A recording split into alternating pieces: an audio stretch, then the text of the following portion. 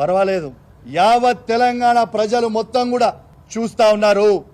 రేపొద్దున 11 గంటలకి మా మేడ్చల్ జిల్లా పార్టీ ఆఫీస్ షంబీర్పూర్ రాజు గారి నాయకత్వంలో ఆడి నుంచి మేమందరం కలిసి వేలాది మంది కార్యకర్తలు అందరం కూడా మన బీఆర్ఎస్ పార్టీ ఎమ్మెల్యే గాంధీ గారి ఇంటికి పోదామని చెప్పి సందర్భంగా తెలియజేస్తా ఉన్నాను. రేపు దయచేసి కోరుతా ఉన్నాను, బీఆర్ఎస్ పార్టీ ప్రతి కార్యకర్త, జీహెచ్ఎంసీలో ఉన్న ప్రతి కార్యకర్త, ఇలా ఉమ్మడి రంగారెడ్డి జిల్లాలో ఉన్న ప్రతి బీఆర్ఎస్ పార్టీ కార్యకర్త రేపు అందరం కలిసి 11 గంటలకి గాంధీ గారి ఇంట్లోకి ఖచ్చితంగా రేపు పోదాము. ఆడ బ్రేక్ఫాస్ట్ తిందాము, ఆడ లంచ్ తిందాము.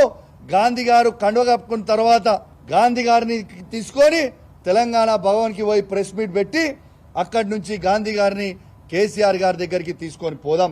స్వాగతం పలుకుదాం. దయచేసి కేసీఆర్ గారి మీద ఉన్న అభిమానం ఉన్న ప్రతి కార్యకర్త, కేటీఆర్ గారి మీద అభిమానం ఉన్న ప్రతి కార్యకర్త, హరీష్ రావు గారి మీద అభిమానం ఉన్న ప్రతి కార్యకర్త అందరం కూడా పెద్ద ఎత్తున రేపాడికి పోదామని చెప్పి సందర్భంగా తెలియజేస్తా ఉన్నాను.